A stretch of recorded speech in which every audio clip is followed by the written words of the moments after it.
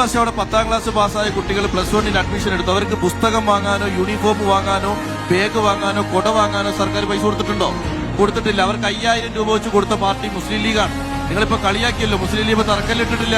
ഞാൻ മുസ്ലിം ലീഗുകാരനല്ല, നിങ്ങൾക്ക് എല്ലാവർക്കും അറിയാം.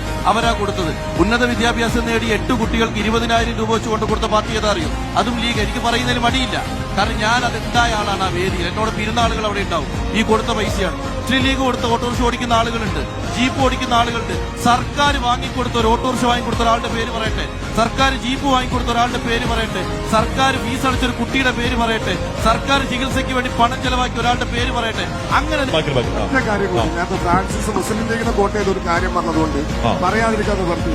ഈ ദുരന്തം ഉണ്ടായി സർക്കാർ അടിയന്തര ധനസഹായം കൊടുക്കുന്നതിന് മുമ്പ് ഈ പറയുന്ന സർക്കാർ ലിസ്റ്റിലെ മുഴുവൻ കുടുംബങ്ങൾക്കും 15,000 രൂപ ബൈ ക്യാഷായി കൈയിൽ കൊടുത്ത രാഷ്ട്രീയ പാർട്ടിയുടെ പേരാണ് മുസ്ലിം ലീഗ് എന്ന് പറയുന്നത്. അതുപോലെ തന്നെ അവിടെ വാഹനങ്ങൾ നഷ്ടപ്പെട്ട 4 പേർക്ക് ജീപ്പ് വാങ്ങിക്കൊടുത്ത പാർട്ടിയുടെ പേര് മുസ്ലിം ലീഗ് എന്നാണ്. അത് CPM എന്നല്ല, ഫ്രാൻസിസ് രാഷ്ട്രീയം പറഞ്ഞതുകൊണ്ട് തന്നെ പറയാം. അവിടെ ഓട്ടോറിക്ഷ നഷ്ടപ്പെട്ട ഇവിടെ നിൽക്കുന്ന അശോകേട്ടനടക്കം പറയണ്ട എന്ന് കരുതുക, അവർക്ക് ഓട്ടോറിക്ഷ വാങ്ങിക്കൊടുത്ത പാർട്ടിയുടെ പേര് മുസ്ലിം ലീഗ് എന്നാണ്.